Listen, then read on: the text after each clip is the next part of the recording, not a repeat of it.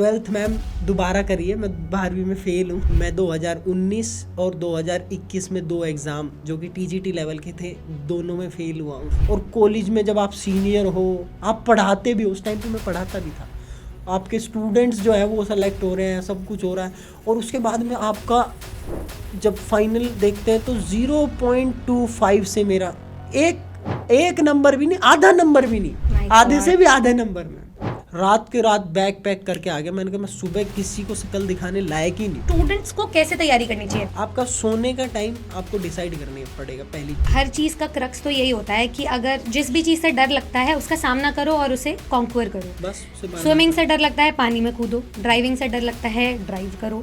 बोलने से डर लगता है, ज्यादा से ज्यादा स्टेज पे परफॉर्म करो। किसी भी सरकारी नौकरी की तैयारी करने के लिए स्टूडेंट्स के पास 2-3 मोटिवेशनल फैक्टर्स होते हैं। पहला, अच्छी वर्क लाइफ बैलेंस। दूसरा, अच्छी सैलरी। और तीसरा, एक नोबल प्रोफेशन। अब इन तीनों ही फैक्टर्स को पाने के लिए स्टूडेंट्स बहुत मेहनत करते हैं और तभी वो सरकारी नौकरी तक पहुंच पाते हैं। अब मेरे पास मेहनत का एक दूसरा नाम मौजूद है। एक ऐसे शख्स जो अरा 24/7 परिवार के फैकल्टी भी हैं, और ऐसा कोई एग्ज़ाम नहीं है जो उनका क्वालिफाइड ना हो। तो मैं आपको बिना वक्त ज़ाहिर करे मिलवाना चाहूँगी मोनू मधुकर सर से। नमस्ते सर। नमस्कार मैडम, नमस्कार। कैसे हैं सर? पहले तो आप ये बताइए। मैं बहुत नर्वस हूँ, डरा हुआ हूँ, क्यों सर? काँप रहा हूँ। देखो मैं बहुत ठीक हूँ। चलो, अच्छा लगा। मैं मोनू सर को प्रोफेशनली भी जानती हूँ और मुझे ये भी पता है कि सर ने अपने जीवन में बहुत मेहनत करी है और बहुत सारे एग्ज़ाम्स क्वालिफाई किए हैं, और जितने भी सरकारी नौकरी हैं उन सब में सबसे रेप्यूटेड, सबसे अच्छे करिकुलम, सबसे हैंडसम सैलरी प्रोवाइड करने वाली जो संस्था है वो KVS है, और KVS एग्ज़ाम भी सर का क्वालिफाइड है। तो जितने भी स्टूडेंट्स इस बार KVS NVS जॉइंट नोटिस से तैयारी कर रहे हैं इस KVS NVS एग्ज़ाम की, मैं चाहूँगी स्टूडेंट्स आज के इस पॉडकास्ट से कुछ सीख कर जाएँ और सर की जो सक्सेस स्टोरी रही है, सर की जो जर्नी रही है, उनसे वो सारी चीज़ें सीख कर अपनी एक नई रणनीति बनाएं। तो सर, मैं बस ये चाहती हूँ आज के इस पॉडकास्ट में कि आप मुझे अभी फेलो टीचर ना समझें, आप मुझे स्टूडेंट समझें, क्योंकि मैं स्टूडेंट्स के ही सवाल आप तक पहुँचाना चाहती हूँ।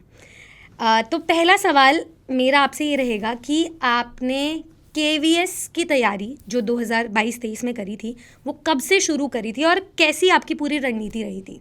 देखिए, पहली बात तो ये है, सभी को मैं एक चीज़ बताना चाहूँगा कि मैं यहाँ पे सबका इंटरव्यू पॉडकास्ट लेता रहता हूँ।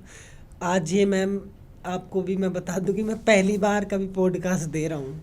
मेरे जितने भी एक्सपीरियंसेस, जितने भी अनुभव हैं ना, वो आपको ज़रूर मदद करेंगे, क्योंकि बहुत सारे एक्सपीरियंसेस हैं जो लाइफ में मैंने सीखे हैं, और डेफिनेटली आपको वो चीज़ फॉलो भी करनी चाहिए, तो आपको हेल्प करेगी। स्ट्रेटेजी नहीं, बहुत सारे एक्सपीरियंसेस मैंने कहा। तो जब हम बात करते हैं, मैम ने जैसे बोला कि आपने जर्नी कैसे स्टार्ट करी 2022-23 में, कैसे, कहाँ से, क्या, तो जनरली बच्चों का यही सवाल रहता है। तो मैं तो एक चीज़ कहूँगा कि मैं एक फेलियर था। मैंने ट्वेल्थ मैम दोबारा करी है, मैं 12वीं में फेल हूँ एक बार। और उसी के साथ साथ एक बात और बताना चाहता हूँ बच्चों को, मैं 2019 और 2021 में 2 एग्ज़ाम जो कि टीजीटी लेवल के थे, दोनों में फेल हुआ हूँ, तीनों में फेल हुआ हूँ। तो कोई अगर यूँ सोचता है कि मोनू सर बहुत इंटेलिजेंट है और बहुत सब कुछ आता है, ऐसा कुछ भी नहीं है। सबकी कहीं ना कहीं शुरुआत होती है, और मेरी भी कहीं ना कहीं से शुरुआत हुई थी। और अगर मैं बहुत इंटेलिजेंट होता और बहुत कुछ मुझे आता होता तो मैं पहली बार 2019 में ही नवोदय विद्यालय में सेलेक्ट हो चुका होता मैम। तो वहाँ पर मेरे 3 से 4 क्वेश्चन की वजह से वो छूट गया था एग्ज़ाम, और मुझे उस टाइम पे मतलब पता ही नहीं था कि गवर्नमेंट एग्ज़ाम की तैयारी करते कैसे हैं, ना सिलेबस पता, बस हम जाके एग्ज़ाम देने चले गए। और गेम्स एंड स्पोर्ट्स में बिल्कुल नहीं पढ़ता था, और हमारे फिजिकल एजुकेशन में गेम्स एंड स्पोर्ट्स का बहुत बड़ा एग्ज़ाम, मतलब बहुत ज़्यादा वो आता है पोर्शन। 40 क्वेश्चन आए थे, 40 से ज़्यादा क्वेश्चन आए थे, 100 में से 40 क्वेश्चन, सोच के देखो। और मैं तो 40 के 4 भी नहीं जानता था, और फिर भी मेरे मतलब बहुत अच्छे नंबर आए थे। और मेरे बिना पढ़े, जब मैंने ये सारा सिलेबस नहीं पढ़ा और तब जाके इतने, तो यूँ लगा लो कि वहाँ फेलियर देखा। फिर उसके बाद में मैंने यूपी टीजीटी का एग्ज़ाम दिया, वहाँ 1 नंबर से मेरा रहा। और फिर मैंने DSSB का एग्ज़ाम दिया, वहाँ पर मैं मतलब कट ऑफ क्लियर कर गया। उसके बाद में ईडोजियर भरना होता है, तो वो भी मेरा हो गया। सब कुछ होने के बाद में फिर एक फाइनल कट ऑफ निकालते हैं। D++ वालों की खास बात है कि ये एक बार सेलेक्ट करके फिर लात मारते हैं। तो ऐसा सीन हुआ वहाँ पर, और उस समय मेरे को इतनी बेइज्जती महसूस हुई, मुझे ज़िंदगी में कभी ऐसा मतलब इतनी बेइज्जती कभी भी नहीं लगी, क्योंकि सबको पता लग गया कि मोनू भाई सेलेक्ट हो गया है, DSSB में मोनू भाई का हो गया है, उसको ई-डोजियर भी भर गया सब जगह। और कॉलेज में जब आप सीनियर हो, आप पढ़ाते भी, उस टाइम पे मैं पढ़ाता भी था, आपके स्टूडेंट्स जो है वो सेलेक्ट हो रहे हैं, सब कुछ हो रहा है, और उसके बाद में आपका जब फाइनल देखते हैं तो 0.25 से मेरा एक नंबर भी नहीं, आधा नंबर भी नहीं, आधे से भी आधे नंबर में।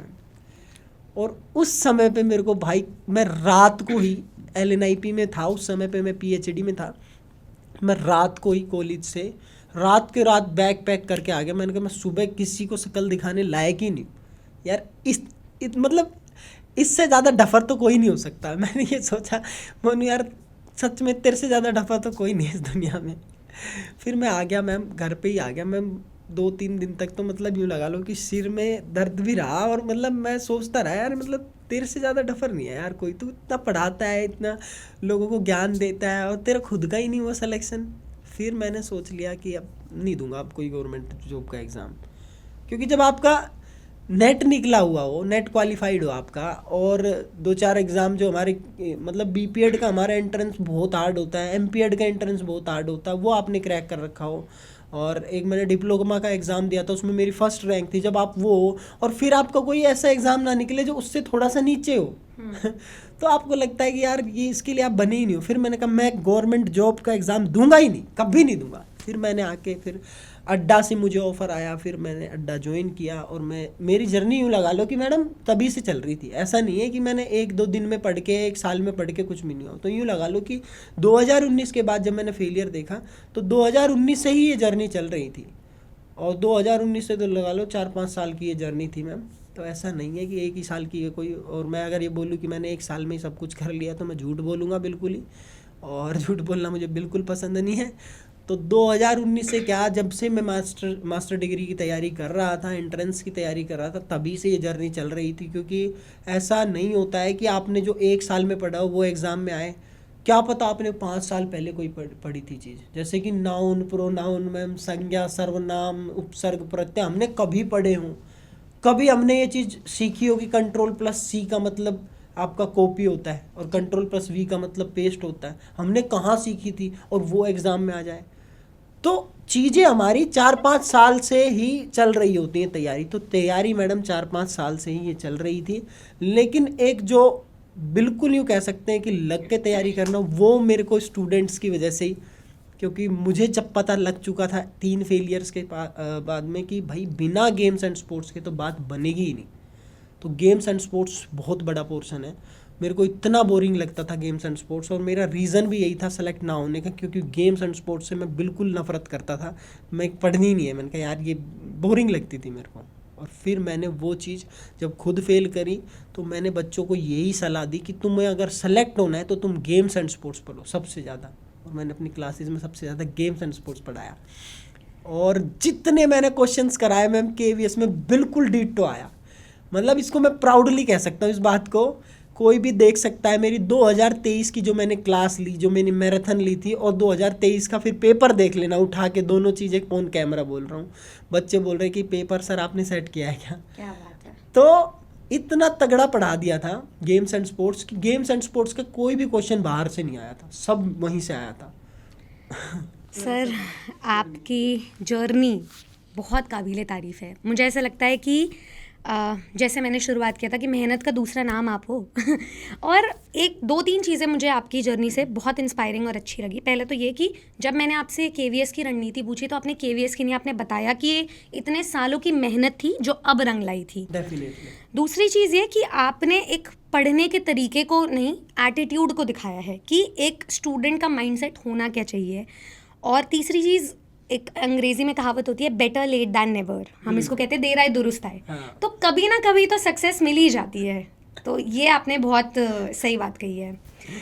अच्छा सर, ये बताइए जब KVS का नोटिफिकेशन आ गया, अब इस बार जो हमारा 2022-23 का पैटर्न था वो काफ़ी अलग था, उसमें सिलेबस भी चेंज हुआ था।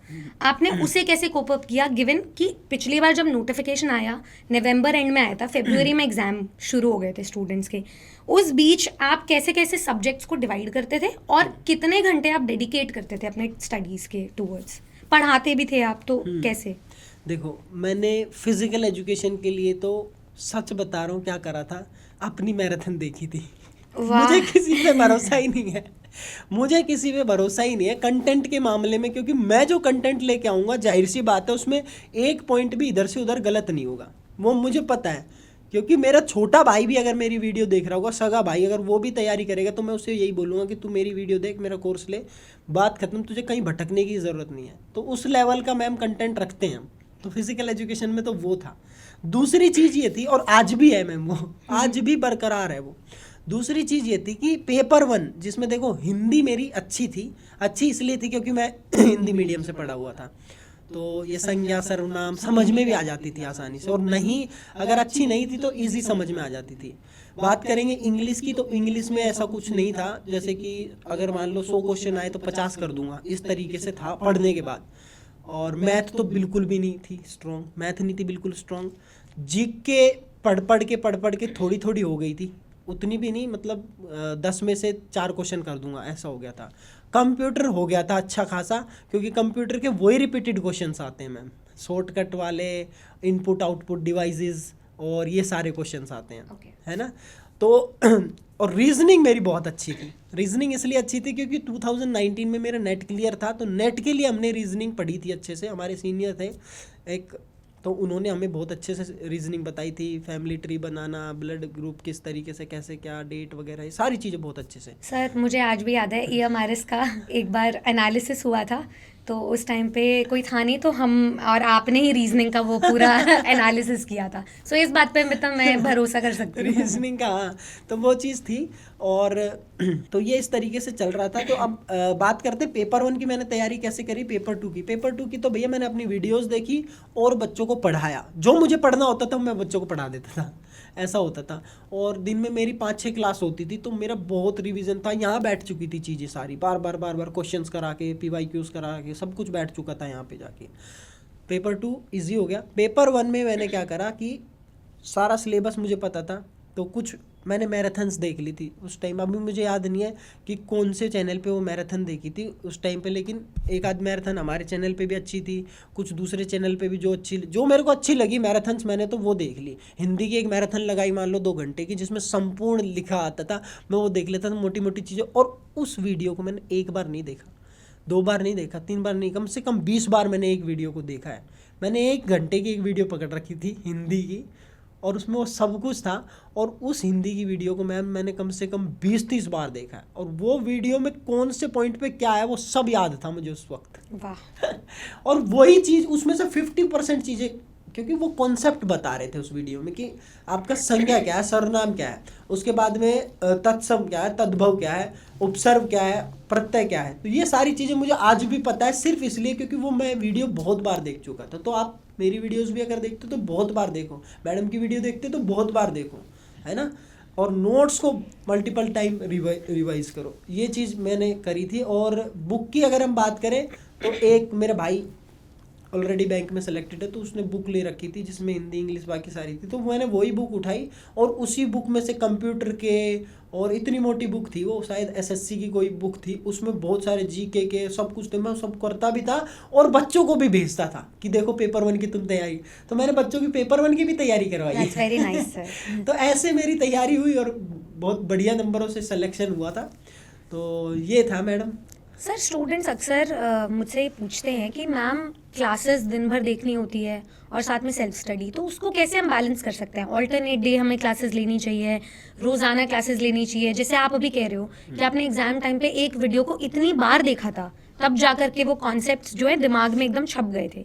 तो स्टूडेंट्स को कैसे तैयारी करनी चाहिए? वैसे मेरा ये मानना है कि सबकी रणनीति अलग अलग होती है, पर जो स्टूडेंट्स स्पेशली अपने टाइम को चाहते हैं कि सेपरेट हो, हमारी एक लाइफ भी हो, साथ में हम पढ़ाई भी करें और सेल्फ स्टडी भी करें, मॉक टेस्ट भी दें, वो कैसे बैलेंस कर सकते हैं? देखो सबसे पहली चीज़ तो मेन चीज़ है, 2 चीज़ आपको करनी पड़ेगी।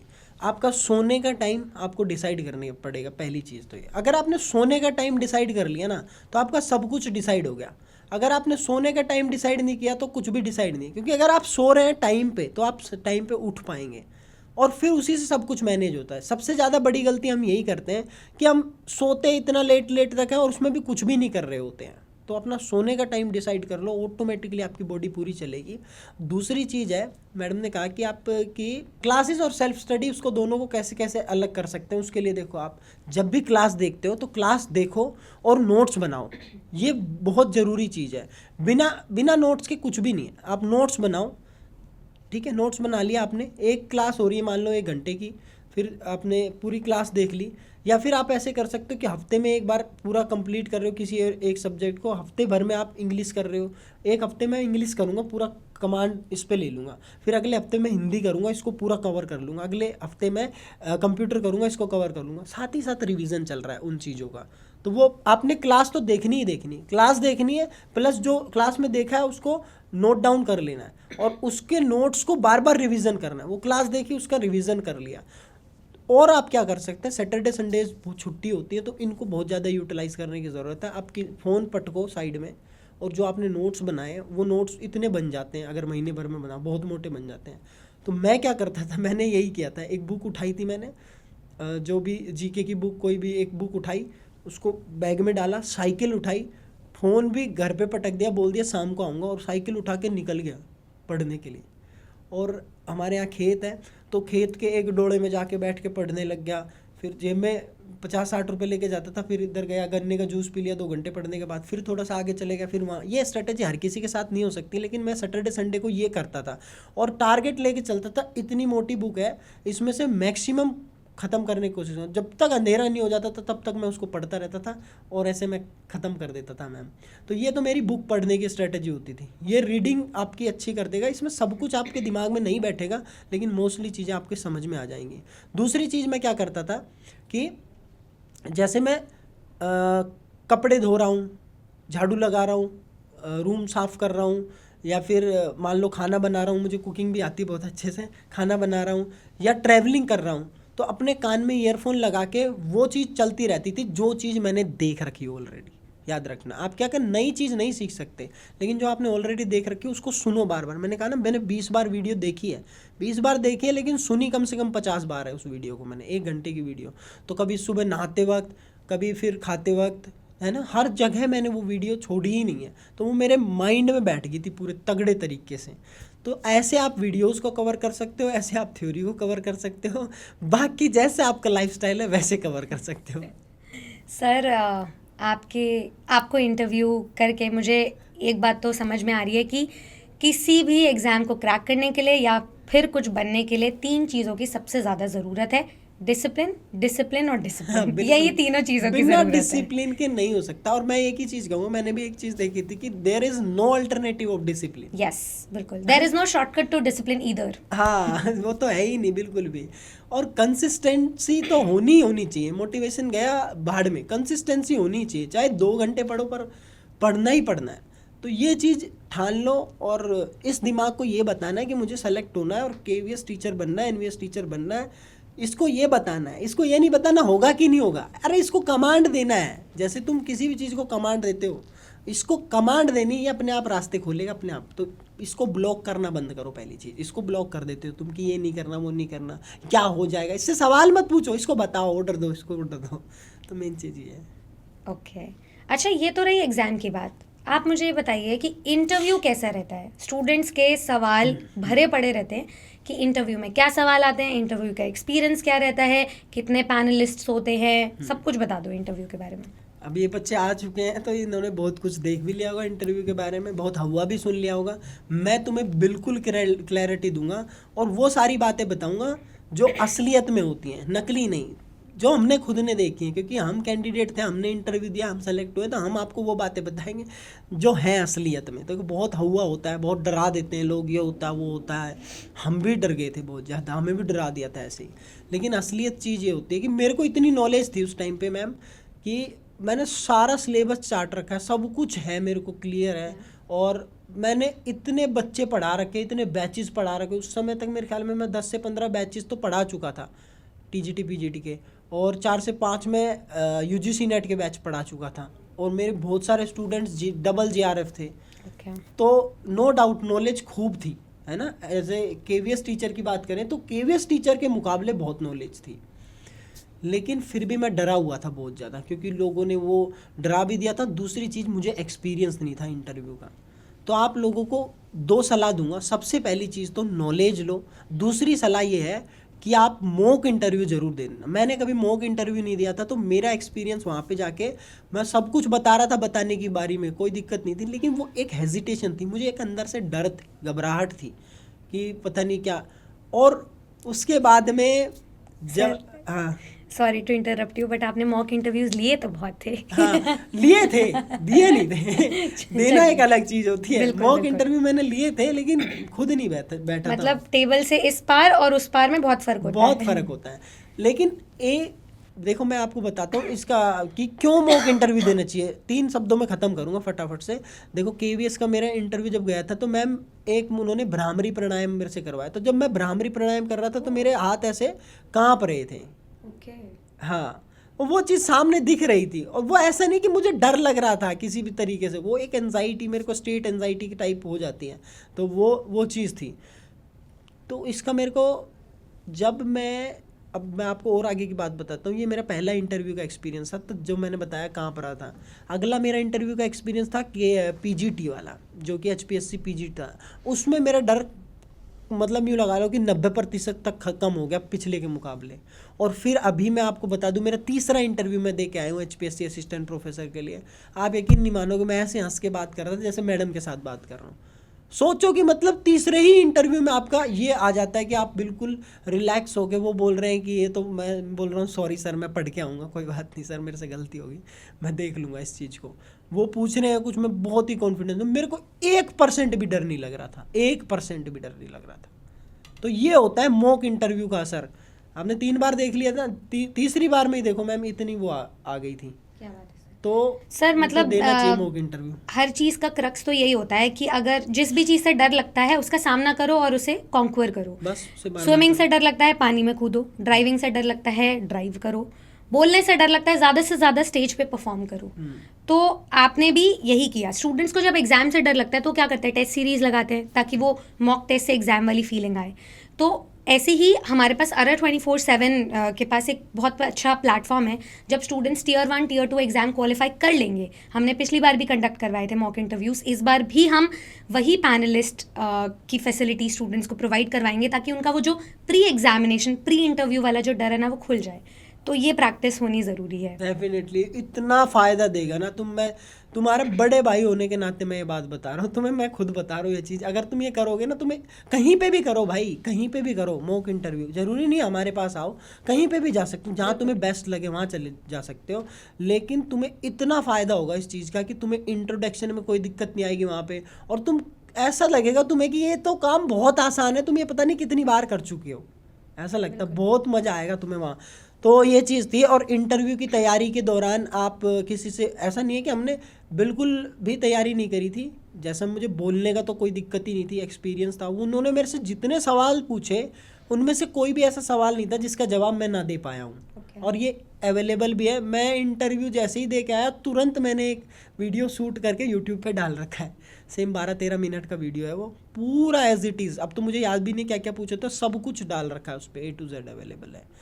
तो कोई भी ऐसा सवाल नहीं था जिसका मैं जवाब ना दे पाया। मैंने एक ही चीज़ बताई कि मेरे को बस एक्सपीरियंस नहीं था इंटरव्यू देने का, ठीक है। बाकी सवाल उन्होंने जो मेरे से सवाल पूछे, क्योंकि वो सवाल वही थे जो मुझसे अक्सर बच्चे क्लास में पूछते हैं। तो कि एक कोई मान लो कॉम्प्लेक्स सा सवाल हो गया कि हार्ट के 4 चैम्बर हैं, तो इसमें क्या होगा, उसमें क्या होगा, लेफ्ट एट्रियम कैसा होता है, राइट एट्रियम क्या होता है, ब्लड कौन से वाले से जाएगा, कौन से नहीं आएगा। अच्छा हमने तो ये सुना है।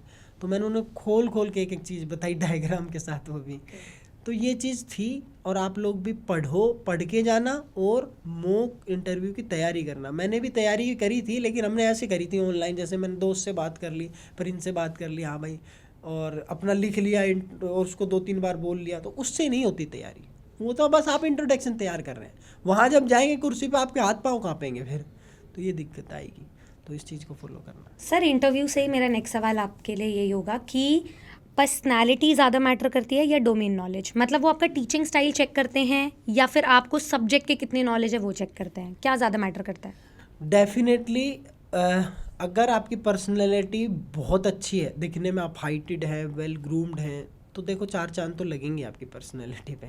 मेन चीज़ ये है, अगर वो तो 4 चांद है, लगने ही है, लेकिन उसके ऊपर आप जब जुबान खोलते हो और आपके मुंह से जो शब्द निकलते हैं वो कितना उनमें ठहराव है, कितना एक्सपीरियंस है और कितना कॉन्फिडेंस है उन बातों में, तब वो कैंडिडेट और ज़्यादा इम्प्रेस हो जाते हैं आपकी बातों को। तो आपका हुलिया देख के वो वेरी गुड बोलेंगे आपको, वेरी गुड, गुड पर्सनैलिटी, ये सब। तो आप अच्छे से ड्रेसिंग करके जाना, अपना कोट वोट टाई वाई भी पहन सकते हो, कोट पैंट भी पहन सकते हो, बढ़िया कोट पैंट टाई पहन के जाना। अगर लड़के हो तो लड़कियां भी पहन सकती coat pant tie, suit sari भी पहन सकती हैं। तो अपना वेल मेंटेन होके जाना बढ़िया तरीके से, और वीडियोस आपकी आती रहेंगी कैसे क्या है। दूसरी चीज़, सबसे मेन चीज़, भाई तुम कितने भी तैयार होके चले जाओ, मान लो कि इंग्लिश का फैकल्टी कोई तैयार होके चले गया और फिजिकल एजुकेशन का इंटरव्यू हो रहा है मैम उसका, तो फिर डेफिनेटली पता लग जाएगा कि कॉन्फिडेंस तो इसको बहुत है लेकिन इसको नॉलेज नहीं है फिजिकल एजुकेशन की। तो आपको अपने सब्जेक्ट की नॉलेज, और ऐसे ही है फिजिकल एजुकेशन वाला, मान लो कोई इंग्लिश के इंटरव्यू में चले जाए तो फिर उसके साथ भी वही सीन हो सकता है।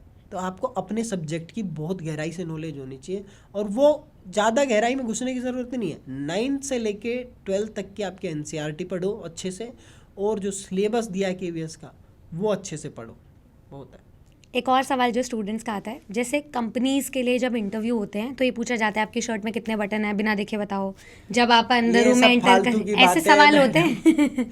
ये सब फालतू की बातें हैं मैडम, ऐसे कोई भी नहीं पूछता है। मैं 3 इंटरव्यू दे चुका हूँ, 2, एक KVS TGT के लिए, एक HPSC PGT के लिए, और एक असिस्टेंट प्रोफेसर के लिए।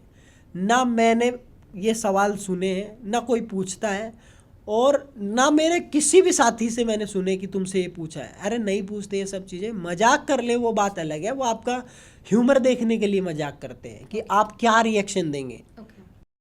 पूछने को तो उन्होंने, मैम ये भी पूछ लिया था मुझसे कि आपको अगर मान लो एक ऐसी जगह पोस्टिंग दे देंगे जहाँ पर आपको हाथी पे चढ़ के जाना है, कोई सुविधा नहीं है, हाँ, फिर घोड़े पे चढ़ के जाना है, फिर नदी पार करनी है, तो क्या आप चले जाएंगे? मैंने हंस के जवाब दिया, जी चले जाएंगे, चाहे कैसे भी जाना हो। तो ये देखना चाहते हैं कि आपका ह्यूमर कैसा है एज ए टीचर, क्या आप बच्चों को संभालने लायक है कि नहीं है। तो वो मजाक कर रहे होते हैं, वो एक अलग चीज़ होती है, लेकिन ऐसे सवाल बहुत ही कम पूछेंगे कि तुम्हारी शर्ट में कितने बटन है, और है भी तो बता दो तुरंत कि इतने हैं भाई, 9 है। और गलत हुआ तो बोल देना सर मैंने काउंट नहीं करे, sorry sir. Sorry is best answer. झूठ मत बोलो, वहाँ झूठ बोलने का कोई मतलब ही नहीं बनता। तो झूठ तो बोलने का वहाँ पे कोई मतलब ही नहीं बनता। जो आप ईमानदार है तो ईमानदारी आपकी झलक जाएगी पहले ही शब्दों में। भाई वो इतने एक्सपीरियंस बैठे हुए हैं ना कि तुम उनसे झूठ बोलोगे ना, वो 1 सेकंड में पकड़ लेंगे तुमने झूठ बोला है। चाहे तुमने जो वो बायोडाटा भरवाते उसमें झूठ लिखा हो, चाहे तुमने बोला हो कोई झूठ कि मुझे ये आता वो आता फलाना आता ढिकाना आता, मैं इतना वो हूँ, सब झूठ पकड़ लेंगे 2 ही मिनट में। ध्यान रखना, तो झूठ नहीं बोलना, जो ओरिजिनल है वो बताओ, और सॉरी बोलने में कतराओ मत। सॉरी बोल दो, सॉरी मैं आज याद करके नहीं आया, मैंने इतनी बार सॉरी बोला असिस्टेंट प्रोफेसर के इंटरव्यू में, मैं क्या ही बताऊँ। और असिस्टेंट प्रोफेसर में मैंने बहुत बार सॉरी बोला, KVS में मेरे को एक बार भी सॉरी बोलने की ज़रूरत ही नहीं पड़ी क्योंकि सब आता था। तो वो चीज़ है, अगर नहीं आता तो सॉरी बोल दो, कोई दिक्कत वाली बात नहीं है, ईमानदार रहो, सिंपल है। Honesty is the best policy है, इससे बड़ा कुछ नहीं आती यार। सर जैसे आपने अभी बोला कि मजाक में ऐसे पूछ लेते हैं कि मान लो आपको ऐसी जगह पोस्टिंग दे दी जाए जहाँ पे हाथी पे चल के जाना है, घोड़े पे चल के जाना है, ये तो रही मजाक की बात, पर हमारे फीमेल कैंडिडेट्स को ये डर रहता है, उनसे बार बार इंटरव्यू में ये सवाल फॉर श्योर पूछा जाता है कि मान लो आपको एक ऐसी जगह भेज दिया जाए जो आपके होम स्टेट से बाहर है, दूसरी स्टेट में है, और आपकी शादी हो जाएगी, आपको शायद अलग भी रहना पड़े, ट्रांसफरेबल जॉब है KVS की, so will you be comfortable? तो उसके लिए क्या आंसर देना चाहिए स्टूडेंट्स को? देखो सबसे मेन चीज़ यही है, अगर आपको KVS की नौकरी करनी है ना, जो वो बोल रहे हैं उसमें हाँ में हाँ मिला दो, ठीक है। दूसरी चीज़ ये है कि आप जवाब क्या देंगे इसका, जवाब इसका ये होना चाहिए कि मैम, क्योंकि मुझे पता है मेरे सीनियर्स भी ऑलरेडी सेलेक्टेड हैं, पिछले साल 2 साल पहले सेलेक्ट हुए थे, और मुझे ऑलरेडी इस चीज़ के बारे में अवेयरनेस है कि KVS कभी भी होम टाउन देता ही नहीं है। तो मैं इस चीज़ के लिए पहले से ही मेंटली और फिजिकली प्रिपेयर हूँ। दूसरी चीज़, मेरी शादी हो जाती है, मैं उसके लिए भी पहले से ही प्रिपेयर हूँ कि मेरे को पोस्टिंग 5 साल तक तो बाहर रहनी ही है। तो ये फिजिकली और मेंटली मैं प्रिपेयर होके ही एग्ज़ाम में बैठी हूँ, मतलब सारे हथियार लेके बैठी हूँ। तो मुझे पता है इस चीज़ के बारे में मुझे ऑलरेडी पता है इस चीज़ के बारे में, इसीलिए मेरे को कोई दिक्कत नहीं है और मैं खुशी खुशी काम करूँगी। पूरा देश देखने का मौका मिलेगा। बिल्कुल सर, ये बेटर जवाब हो सकता है। ये तो आपने बहुत अच्छी बात कही है। तो आप इसी बात पे महिलाओं को एक मैसेज क्या देना चाहेंगे, क्यों इनको केवीएस की नौकरी लेनी चाहिए? सबसे पहली चीज़ देखो, पहली कड़वी सच्चाई सुन लो, फिर देखो लेनी चाहिए कि नहीं लेनी चाहिए, वो तो तुम्हारे हाथ में। जो बहुत मेंटली टफ है, फिजिकली टफ है, जिसको लगता है कि भाई मेरे को कोई भी मेंटली हरास नहीं कर सकता, चाहे कितना भी मेरे को बर्डन दे दे, जाहिर सी बात है तुम्हें भाई 8 घंटे से ज़्यादा तो कोई काम करवाएगा भी नहीं, है ना। लेकिन कभी कभी ऐसा होता है, जैसे ये मीट आ जाते हैं तुम्हारे, रीजनल मीट वगैरह आते हैं तो काम बढ़ जाता है, एग्ज़ाम्स आते हैं काम बढ़ जाता है, ठीक है। फिर उसके बाद में आपके और कोई चीज़ें आ जाती हैं, बीच में इंटर्न एग्ज़ाम आ गए, वो सारे, तो सारा लोड बढ़ जाता है कभी कभी। अगर आपकी लोड बियरिंग कैपेसिटी बहुत अच्छी है तभी आप केवीएस में जाना, ध्यान रखना। ऐसे मौज की नौकरी नहीं है, सिंपल बोल रहा हूँ, मौज की नौकरी नहीं है।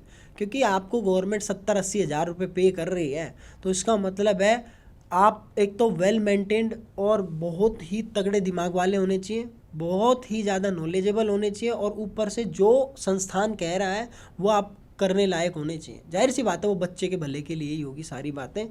तो मेंटली फिजिकली पूरे तगड़े तरीके से, क्योंकि कैसा भी माहौल मिल सकता है, ऐसा हो सकता है कभी कभार आपकी प्रिंसिपल से ना बने, प्रिंसिपल आपको डांट भी सकती है, प्रिंसिपल आपसे वो काम भी करवा सकती है जो काम आपका ज़मीर ये कहते कि मैम ने बोला मान लो, या सर ने बोला आपको कि ये फॉर्म वहाँ जाके सबमिट करने हैं, आपको इस टीम के साथ भेज रहे हैं, क्योंकि ड्यूटी इज़ ड्यूटी। तो फिर क्या पता आप कंफर्टेबल ना हो कि मैं ये टीम को लेके वहाँ कैसे जाऊँ, स्टेशन पे आप अकेले खड़े हैं 2 बच्चों के साथ में, आपको दिल्ली लेके जानी है टीम, बहुत कुछ हो सकता है। और ऐसा नहीं है फिजिकल एजुकेशन टीचर को ही भेजते हैं, किसी को भी भेज देते हैं। मान लो कि कोई फीमेल टीचर अवेलेबल नहीं है और टीम जानी है मेल और फीमेल दोनों की, तो आपको मेल टीचर के साथ एक फीमेल टीचर होना, अगर लड़कियां जा रही तो फीमेल टीचर होना कंपलसरी है ही है, ये रूल है केवीएस का, क्या हर जगह का रूल है। तो वहाँ आपको होना बहुत कंपलसरी रहेगा। तो फिर क्या पता आपको ड्यूटी, तो इस चीज़ के लिए आप मेंटली तैयार हैं अगर कि मैं बाहर भी रहना है मुझे 5 साल, घर से बाहर बहुत दूर 1000 किलोमीटर दूर भी आपको मिल सकती है। दूसरी चीज़, आप मेंटली और फिजिकली बहुत ज़्यादा स्ट्रॉन्ग रहना, किसी की बातों से आपको कोई फ़र्क नहीं पड़ना चाहिए। और अगर आप डेडिकेटेड हैं कि मुझे बस अपने काम से मतलब है और किसी से मतलब नहीं, मेरे को अपने बच्चों से मतलब है, मुझे अपने संस्थान से मतलब है, कौन क्या बोल रहा है, कैसे कलीग मिल रहे हैं, उससे कोई मतलब नहीं है, तब तो आपके लिए ये जॉब है बहुत मज़ेदार। क्योंकि भाई 70-80 हज़ार रुपये जब आपके अकाउंट में गिरेंगे तो उससे आप इंजॉय भी करेंगे डेफिनेटली। बिल्कुल सर। तो आप ये चीज़ ध्यान रखना, मेंटली फिजिकली अगर आप मजबूत हैं और जमाने की परवाह नहीं करते हैं और सिर्फ अपने बारे में, बच्चों के बारे में, संस्थान के बारे में सोचते हैं, तो फिर आपके लिए बहुत मस्त जॉब है, एक नंबर की। फिर तो आ जाओ भाई इस जॉब में। और डेफिनेटली मैं तो यही कहना चाहूँगा कि फीमेल को तो भैया आज की डेट में सेल्फ मतलब डिपेंडेंट होना बहुत ज़्यादा ज़रूरी है, खुद पे ही डिपेंडेंट होना चाहिए। क्योंकि इतनी सारी चीज़ें हैं लड़कियों का, क्योंकि मन ऐसा रहता है कि गूगल पे स्क्रॉल कर रही है, फ्लिपकार्ट पे कुछ भी लेने का उनका मन करता है, वो लड़कियों की फितरत है। तो कुछ भी देखेंगी, तो मैम आपका भी करता होगा शायद, नहीं कुछ भी देखेंगी तो वो अंगूठी देख ली, आ रही अंगूठी मंगा ली। अगर उसकी जेब में पैसे हैं ना, उसको किसी से पूछने की, रत्ती भर भी पूछने की ज़रूरत नहीं है कि ये मेरी अच्छी लग रही है कि नहीं लग रही, मुझे अच्छी लग रही है, मैंने कर दी ऑर्डर, बस बात खत्म है। ये तो एक नॉर्मल सी बात होगी। बाकी कहीं जाना है, आना है, भाई तुम्हें पता है अगर तुम कर्नाटक रह रहे हो, केरला रह रहे हो, वहाँ से तुम्हें दिल्ली जाना है, ट्रेन से कितना लंबा सफ़र है, और 3 दिन 4 दिन, अगर तुम्हारी जेब में पैसे, फट से फ्लाइट करोगे, झट से उड़ के चले जाओगे, हमारी छोरी आई भाई फ्लाइट में। तो ये सब चीज़ें। और दूसरी चीज़, और एक और चीज़ होती है कि एक आप आज़ाद हैं भाई, आपके पास में फ्रीडम है। और जब आप पैसा कमाते हैं, नौकरी में होते हैं ना, आपसे वो 4 लोग सवाल भी नहीं करते हैं, जो अक्सर सवाल करते हैं उन लोगों से जो नौकरी में नहीं है, कि तू क्या ही करेगी, वो रोटी बना रही नहीं बना रही उसकी मर्जी है, वो कहती मैं काम वाली लगा लूँगी भाई, वो भाई मैं पोछे वाली लगा लूँगी, मैं क्यों सीखूँ ये काम। आना चाहिए, सबको आना चाहिए, लड़कों को भी लड़कियों को सबको आना चाहिए, लेकिन मजबूरी ही है, क्योंकि तू औरत है इसलिए करेगी। तो भाई इस इस मेंटलिटी से बचने के लिए भी भाई नौकरी तो तुम्हें तो करनी चाहिए, केवीएस ना सही और कोई, लेकिन बिना नौकरी के मत रहना भाई, खाली मत रहना। हाँ ना तुम मतलब पति भी तुमको सुनाएगा अगर खाली रहोगे, घर में सासू भी ससुर भी देवर भी मिल जाएगा ऐसे तो, और तुम्हारे घर वाले तो हाँ हमने तो कही थी कर लेती तैयारी तो हो जाता, और सहेली अगर कोई लग गई गलती से वो स्टेटस डालेगी, उसके स्टेटस को देख के जो तुम्हारे बॉडी में 5 लीटर खून है 4 ही लीटर रह जाएगा। तो ये एक सच्चाई कड़वी, मैं तो मैडम सच्ची बात सर, बोलता हूँ। सर मोनू सर आपने तो बहुत रियलिटी चेक दे दिया है स्टूडेंट्स को। मुझे लगता है कि अब अगर उन्होंने पढ़ना शुरू नहीं किया तो वो पता नहीं कब शुरू करेंगी। सो महिलाओं, आप जाग जाइए, आपका इंडिपेंडेंट होने का समय आ गया है, आत्मनिर्भर बनो और स्वच्छंद उड़ो यार। बहुत सारी वैकेंसीज हैं, बहुत सारी अपॉर्चुनिटीज हैं। बहुत। इसी में मैं एक चीज़ और कहना चाहूँगा, मेरी एक दोस्त है वो अभी सेलेक्ट हुई है और वो हरियाणा में इसी में HPSC में लेक्चरर सेलेक्ट हुई है। वो जब तैयारी कर रही थी उसके घर में उसकी सासू मतलब वो नीचे बैठ के तैयारी करती थी और पढ़ती रहती है 24 घंटे, फिर वो उसने ताने सुन के ऊपर बैठ के तैयारी करने, हमें क्या पता पढ़ रही है कि फोन चला रही है, हाँ क्या पता किसी से बात कर रही हो। मतलब ये लिटरली वो कहावत सच है मैडम, ग्राउंड रियलिटी। औरत ही औरत की सबसे बड़ी दुश्मन है आज की डेट में, लेडीज ही लेडीज की सबसे ज्यादा दुश्मन है, ये हकीकत है। और लड़की जो लड़की है ना वो देखना कभी भी वो मोस्टली 90% लड़कियों से आप पूछ लेना कि आपको लड़की पसंद है कि लड़का, तो वो कहेगी मेरे ना लड़का होना चाहिए। पता उसका कारण क्या है? उसका कारण ये है उसने लड़की बन के देख लिया, बेटी बन के भी उसने जीवन देख लिया, बहू बन के भी उसने जीवन देख लिया, उसने देख लिया कि भाई लड़की बनना इतना आसान नहीं है। तो इसलिए वो लड़का चाहती है कि भाई लड़कों को कितनी फ्रीडम होती है, भाई कितने भी बजे घर आ रहा है कोई टेंशन नहीं है, और पति कितने भी बजे आ रहा है कोई टेंशन नहीं है। तो दोनों बन के उसने देख लिया, बेटी बन के बहू बन के, इसीलिए उसको टेंशन होती है कि भाई लड़की बनना तो बेकार ही है बिल्कुल। लेकिन अगर आप सोच के देखो, आप IPS ऑफिसर हैं और लड़की हैं, आप टीचर हैं, फिजिकल एजुकेशन टीचर हैं और लड़की हैं, आपसे कोई नहीं पूछेगा भाई तू कितने बजे कहाँ घूम रही थी, अपने कलीग्स के साथ हूँ। बिल्कुल सर, सही बात है। ड्यूटी पे हूँ। सर एक ये भी होता है कि जब एक औरत एग्ज़ाम क्वालिफाई करके कुछ बन जाती है ना, तो समाज में रिस्पेक्ट तो हो ही जाती है क्योंकि सैलरी भी आ रही है, आए हुए पैसे किसी को बुरे नहीं लगते। दूसरा, समाज के दिमाग में एक मेंटालिटी हो जाती है कि अब वो समझदार हो गई है। पर लड़का चाहे कुछ करे चाहे नहीं करे वो तो समझदार होगा ही, मतलब उसको एक बेनिफिट ऑफ डाउट दे देते हैं। मैम मैंने अभी असिस्टेंट प्रोफेसर ज्वाइन नहीं किया है, लेकिन रिजल्ट जब आया ना, मेरे दोस्तों का इंट्रोडक्शन मेरे दोस्तों से दूसरे किसी से करवाते, कैसे करवाते, अभी भाई लगा है, अभी असिस्टेंट प्रोफेसर मतलब आपका हाँ आपका इंट्रोडक्शन आपके नाम से ही नहीं होगा, ये भाई है अपना लगा है, नाम नहीं लेंगे आपका, ये भाई लगा है अभी लेक्चरर है, ये भाई लगा है अभी KVS में अभी लगा है, ये लगी है हमारी बहन है, हमारी बेटी लगी है MBBS लगी है। ये इस तरीके से इंट्रोडक्शन होते हैं। तो व्यक्ति की कोई अहमियत नहीं होती, पोस्ट की अहमियत होती है सबसे बड़ी। तो पोस्ट लो यार, सीधी सी बात है, और मौज लो। हाँ पोस्ट लो और मौज लो। सही है सर। अच्छा, आपने इतनी सारी ऐसे बात करी है सैलरी की, तो अब ये तो बता दो कि कितनी सैलरी आती है। हाँ डेफिनेटली, देखो जब आप ज्वाइन करेंगे तो आपको लगभग 73 आपके सैलरी होती है, जिसमें से PF कटता 10%, तो आपको 63 अकाउंट में आपको देखने को मिलेगी। भाई 63,000 रुपये मौज लोगे आराम से। जब आपकी जेब में 0 आ रहा है तब मौज ही है और कुछ नहीं है। सही बात है। अभी तो कुछ भी नहीं आ रहा है, जब अचानक से 63,000 और वो 10,000 भी आपके खाते में जुड़ रहे हैं, तो इतनी सैलरी होती है। और सर प्रमोशंस की अगर बात करें तो हाँ प्रमोशन की भी बात कर लेते हैं। अभी आपका इंक्रीमेंट भी होगा, 8th हर पे। साल नहीं, हर साल इंक्रीमेंट होता है, और 8th पे कमीशन अभी लागू होगा, तब आपकी सैलरी लाख के पास हो जाएगी अकाउंट में, और इससे भी ज़्यादा हो जाएगी, 2 गुना सैलरी बढ़ने की चांसेस हैं। ठीक है, मैं वीडियो को पकड़ के मत कह दें सर आप तो 2 गुना कह रहे थे, इसलिए कह रहा हूँ लाख तो कहीं नहीं गई आपकी सैलरी, चांदी ही चांदी, चांदी चांदी हो जाएगी, बहुत बढ़िया मौज हो जाएगी। जो हमारे नए साथी रिक्रूट होंगे 8th पे कमीशन आती, बहुत बहुत मोटा पैसा आएगा। और दूसरी बात मैम आप क्या पूछ रहे थे? प्रमोशंस। हाँ प्रमोशन, देखो हमारे फिजिकल एजुकेशन में तो प्रमोशन नहीं होता है, लेकिन बाकी सब्जेक्ट्स में आप प्रमोशन शायद ले सकते हैं, TGT से PGT बन सकते हैं। स्टेट गवर्नमेंट का तो मुझे पता है कि TGT से PGT, फिर PGT से आप प्रिंसिपल बनते हैं, प्रिंसिपल से आप ब्लॉक लेवल ऑफिसर बनते हैं, BEO जिसे कहते हैं, और फिर आप डीईओ बनते हैं, डिस्ट्रिक्ट एजुकेशन ऑफिसर बनते हैं। तो केवीएस में एग्ज़ाम भी होते हैं, केवीएस में डायरेक्ट आप भी दे सकते हो असिस्टेंट कमिश्नर का एग्ज़ाम, दुनिया भर के एग्ज़ाम्स होते हैं।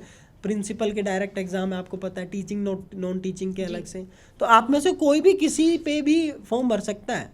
ऐसा नहीं है कि आपको टीचर, अगर मास्टर डिग्री है तो बहुत, मेरे ख्याल में बहुत अच्छी पोस्ट पे भी हैं जो कि ग्रेड 1 की पोस्ट है, तो वो है आपकी जो प्रिंसिपल से भी ऊपर रीजनल ऑफिस में जिनकी ड्यूटी रहती है, तो वो भी बन सकते हैं आप।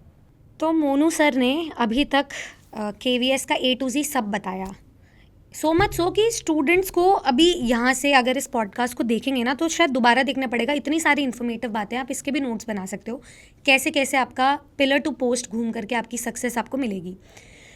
इतनी आर्म एंड चेयर जॉब है, इतनी अच्छी सैलरी है, स्टेबिलिटी है, वर्क लाइफ बैलेंस है, वो सब कुछ है जहाँ से हमने शुरुआत करी थी, एक एस्पिरेंट को, एक भावी शिक्षक को चाहिए होता है। तो मेरा मोनू सर से नेक्स्ट सवाल ये कि आपने क्यों नहीं ज्वाइन करी? मैं यही सोच रहा था, मेरे से ये क्यों नहीं पूछा कि केवीएस क्यों नहीं ज्वाइन किया। देखो, बहुत आसान नहीं होता है, बहुत बड़ा दिल चाहिए होता है केवीएस जैसी नौकरी छोड़ने के लिए, ये सच में। और जब मैं कमेंट्स पढ़ता हूँ ना, तो एक ने लिख भी रखा था, भाई हमारे सर शेर हैं, केवीएस की नौकरी छोड़ दी। जिगरा। हाँ, जिगरा है भाई, सच में बहुत बड़ा जिगरा चाहिए। और अब सोचो कि मेरी बहुत ज़्यादा दूर भी नहीं आई थी मेरी पोस्टिंग यहीं आई थी, जयपुर रीजन था मेरा, पास ही है। हाँ, और चूरू मेरी पोस्टिंग आई थी, तो बहुत ज़्यादा दूर नहीं है। और दूसरी बात ये थी कि वहाँ जब मेरी हुई पोस्टिंग, तो वहाँ से प्रिंसिपल के पास में नंबर पहुँच जाता है आपका, तो उन्होंने मेरे को फ़ोन किया, हेलो, हाँ जी मोनू जी, आप कब ज्वाइन कर रहे हैं फिर अब मैं यहाँ कह रहा हूँ कि सर मैं आपको बताता हूँ, थोड़ा सा अभी बिज़ी हूँ और मैं यहाँ सोच रहा हूँ कि यार मैं ज्वाइन करूँगा कि नहीं करूँगा। तो एक बार माइंड बना लिया कि नहीं करना है, ज्वाइन ही नहीं करना है केवीएस, क्योंकि मैंने हरियाणा का भी एग्ज़ाम दे रखा था, तो वहाँ पर मेरा शॉट कंफर्म भी था। तो मैं कह रहा अगर मैं वो ज्वाइन करूँ केवीएस, उससे बढ़िया तो ये ज्वाइन करूँगा। तो पहली चीज़ तो ये थी। तो इसका रिज़ल्ट नहीं आया था अभी, लेकिन एक वो था कि हाँ भाई हो सकता है यहाँ। फिर लास्ट से लास्ट वाला दिन, अब वो दिन करीब आता जा रहा है जब आप ज्वाइन कर रहे हैं। अगर आपने उस दिन ज्वाइन नहीं करा तो उसके बाद ज्वाइन ही नहीं कर पाएंगे। हाँ, धक तो अब वो दिन आ गया कि आज अगर मैं नहीं निकला, ज्वाइनिंग नहीं करी आज जाके स्कूल में, है ना, या कल मैंने ज्वाइनिंग नहीं करी, तो वो उस रात मेरे को नींद ही नहीं आई। और मैं यूँ सोच रहा हूँ यार जाऊँ कि नहीं जाऊँ। एक मन में ये सवाल कि केवीएस की इतनी, मतलब केवीएस इतनी बड़ी जॉब है सेंटर की, दोबारा कभी ज़िंदगी में मिले भी ना मिले, क्या पता दोबारा मैं एग्ज़ाम दूँ और मेरा ना हो। क्योंकि मुझे सभी यही बोल रहे थे, भाई हर बार सरकारी नौकरी आपका दरवाज़ा नहीं खटखटाएगी। बिल्कुल sir, opportunity knocks at door only once. मैंने कहा यार ये बात भी सही है। दूसरों ने बोला भाई केवीएस तुम्हें कभी जंग नहीं लगने देगा, केवीएस तुम्हें हमेशा ज़िंदा रखेगा, केवीएस में इतनी घूमने की फैसिलिटी है, सब कुछ है, केवीएस से सेंटर की जॉब है, सेंटर की फैसिलिटीज़ हैं। जो केवीएस में नौकरी कर रहे थे वो मेरे को समझा रहे हैं, मेरे प्रोफेसर समझा रहे हैं, सब कह रहे हैं करो करो। फिर मैंने पूछा मेरे दिल से, भाई सच बता तेरे को क्या चाहिए। फिर मैंने घर की तरफ देखा, फिर मैंने अपनी मम्मी की तरफ देखा।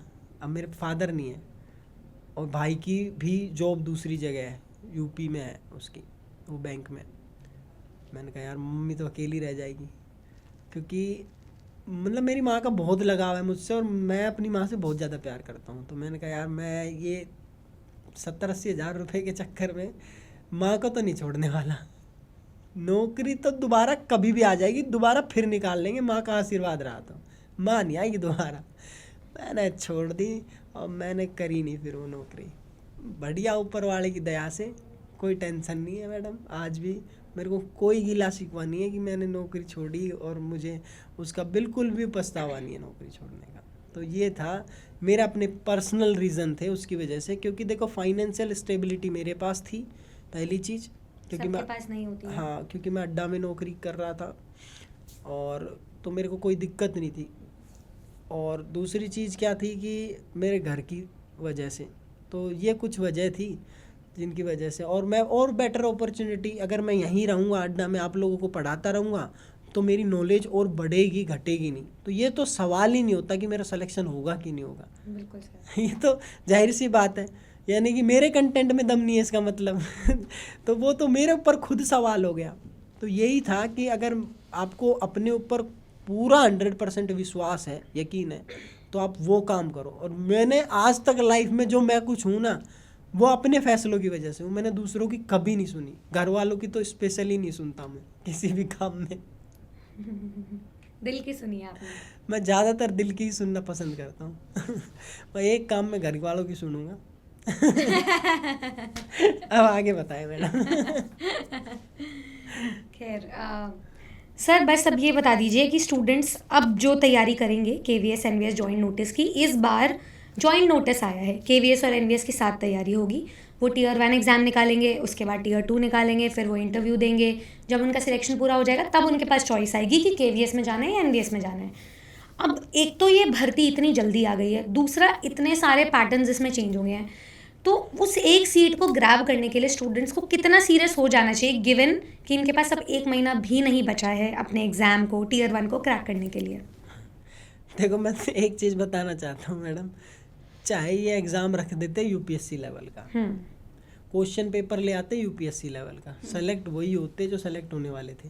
बिल्कुल सेम ये चीज़ है आप लोगों के पास में, जो पढ़ने वाला है ना और जो पढ़ रहा है वो और कंसिस्टेंट है, उसका सिलेक्शन होगा ही, चाहे कैसा ही एग्ज़ाम पैटर्न आ जाए। मैं कह रहा हूँ कि दुनिया का सबसे भी टफेस्ट एग्ज़ाम कोई तो होगा, उसमें भी तो लोग सेलेक्ट हो रहे हैं, और सेलेक्ट वही हो रहे हैं चाहे तुम कैसा भी रख देते हैं एग्ज़ाम। तो ये चीज़ नहीं होती कि एग्ज़ाम पैटर्न चेंज हो गया, ये वो हो गया। भाई आप उस हिसाब से अपनी तैयारी करो। एग्ज़ाम पैटर्न चेंज हो गया तो पैटर्न चेंज हो गया ना, आपको पता चल गया ना, सिलेबस आपके पास है ना, टीचर्स आपके पास हैं, मेंटर्स हैं, फिर क्या आगे दिक्कत है? तो दिक्कत किसी भी चीज़ की नहीं है। और एग्ज़ाम 1 महीने में ही आपका हो रहा है, ये सबसे अच्छी बात है। बहुत बार क्या होता है कि 4 महीने बाद एग्ज़ाम है, बच्चे का मन ही नहीं करता पढ़ने का। बिल्कुल बिल्कुल। और लास्ट के महीने में जो तैयारी होती है वो कभी नहीं होती।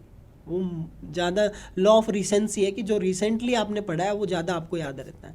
तो क्या बात है। आपके भले के लिए है और आपकी मदद ही करेगा, इसमें आपका नुकसान नहीं है कुछ भी। नुकसान उनका है मैडम जो ना पैटर्न को समझेंगे, ना सिलेबस को देखेंगे और ना अभी भी जगेंगे, सोते ही रहेंगे, उनका नुकसान है। तो ये थे हमारे साथ Monu sir, modern age teacher slash professor slash मेहनत का दूसरा नाम। मोनू सर से हमें इस पॉडकास्ट में बहुत कुछ सीखने को मिला। हमें ये पता चला कि कैसे वो अपने आप को इंट्रोड्यूस करते हैं एज अ फेलियर, और आज की डेट में वो एक फ्यूचर गाइड है। So from failure to future guide, कैसे वो लाखों स्टूडेंट्स की मदद कर रहे हैं, कैसे उन्होंने अपनी मदद करी, कैसे उन्होंने अपने आप को संभाला, कैसे उन्होंने इतने सक्सेसफुल होने के बावजूद भी अपने आप को हम्बल रखा और एक डिसिप्लिन्ड एटीट्यूड को बरकरार रखा, सबको मोटिवेट करते रहे और आज भी कर रहे हैं। और मेरे जितने भी फीमेल कैंडिडेट्स हैं, मैं भी उनको स्पेशल मैसेज देना चाहूँगी। जब आप मुझे मैसेज करते हो और बोलते हो कि मैम मेरा लास्ट अटैम्प्ट है, इन लॉज अलाउ नहीं कर रहे हैं इसके बाद, मैम लास्ट अटैम्प्ट है, कोई सपोर्ट नहीं कर रहा, ओवर एज होने वाली है, अब जो लास्ट अटैम्प्ट आपका है, एक लौता आपका अटैम्प्ट है, इसको ट्रायल अटैम्प्ट बिल्कुल मत समझिएगा, क्योंकि वही वाली बात है कि आए हुए पैसे किसी को बुरे नहीं लगते हैं। इसी को अपना मोटिवेशन बनाओ, वो सारे समाज के ताने उसको अपने मोटिवेशन में कन्वर्ट कर लो, एंड सक्सेस और वो जो जीत है ना वो आपकी निश्चित पूर्वक होगी। तो किसी भी एग्ज़ाम में अगर आपको सिलेक्शन पानी है तो मोनू सर का मंत्र अपनाएं और डिसिप्लिन, डेडिकेशन, हार्डवर्क, कंसिस्टेंसी उसे फॉलो करें। मोनू सर सिर्फ एक फिजिकल एजुकेशन टीचर नहीं है बल्कि एक लाइफ कोच हैं। आपको जीने का तरीका सिखाएंगे अगर आप उनकी क्लासेस के साथ रोज़ाना जुड़े रहेंगे तो सर आपको कैसा लगा आज ये इंटरव्यू देकर? बहुत अच्छा लगा मैडम, मुझे तो मज़ा आ गया। एक चीज़ और कहना चाहूँगा, एक सवाल शायद आपने मिस कर दिया, और वो ये रहता है कि बच्चे डिप्रेशन में चले जाते हैं, कहीं बताइए। डिमोटिवेट हो जाते हैं, या फिर स्ट्रेस हो जाता है बहुत ज़्यादा कि यार क्या ही होगा मेरा, मुझे तो डिप्रेशन हो रहा है। बहुत बच्चे होते हैं मैडम ऐसे डिप्रेशन।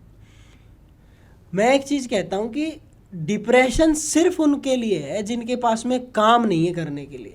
मेरे को आज तक डिप्रेशन जैसी कोई चीज़, स्ट्रेस जैसी कोई चीज़ फील नहीं हुई, महसूस नहीं हुई, क्योंकि मैं 24/7 बिजी ही रहता हूँ। रात में या तो सो रहा हूँगा और जग रहा हूँ तो कुछ कर रहा हूँ, बस यही काम रहता है। ये नहीं कि मैं फ़ोन स्क्रॉल कर रहा हूँ, एक वीडियो देख ली किसी की और टेंशन में आ गया यार उसके तो वो हो रहा है, और ये खाली बैठा बैठा यही सोच रहा हूँ। मैं कभी खाली बैठता ही नहीं हूँ, कभी भी नहीं बैठता मैं खाली। मैम आपने मेरे को कितने सालों से देखा है, बिल्कुल मैं कभी बैठता हूँ खाली?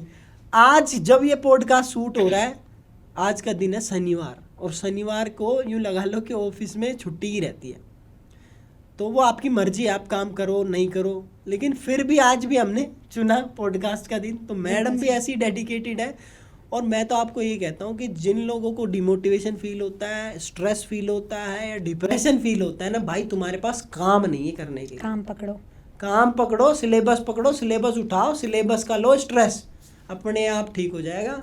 स्ट्रेस तो आना ही नहीं चाहिए और ये जीवन भर चलना चाहिए। काम पकड़ोगे तो किसी के पाँव पकड़ने की जरूरत नहीं पड़ेगी।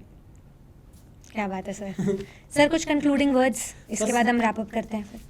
कंक्लूडिंग वर्ड यही है मैडम, 3 चीज़ें याद रखें ये लोग: मेहनत, कंसिस्टेंसी और हार्ड वर्क।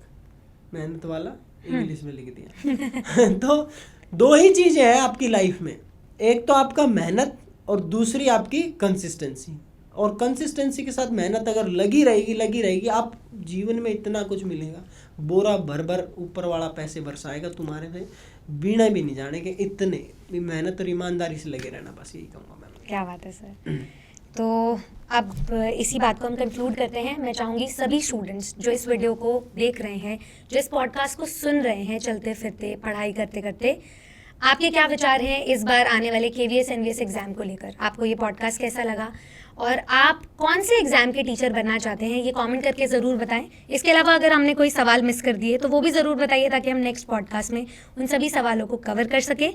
और ऐसे ही इंटरेस्टिंग और इन्फॉर्मेटिव बातें जानने के लिए सब्सक्राइब करें टीचर्स अड्डा 24/7 को। मैं और मोनू सर अब आपसे इजाज़त लेते हैं। Thank you so much sir for thank you. Coming and interviewing. आगे ऐसे इंटरव्यूज आपके आते Coming on रहेंगे। the interview. हाँ, आगे आपको ऐसे इंटरव्यूज मिलते रहेंगे, क्योंकि ये काफ़ी इंटरेस्टिंग इंटरव्यू है। और आपको भी पता ही है, मैं तो भाई सीधा साधा इंसान हूँ, जो है खुल के है। Take care, bye bye, signing of.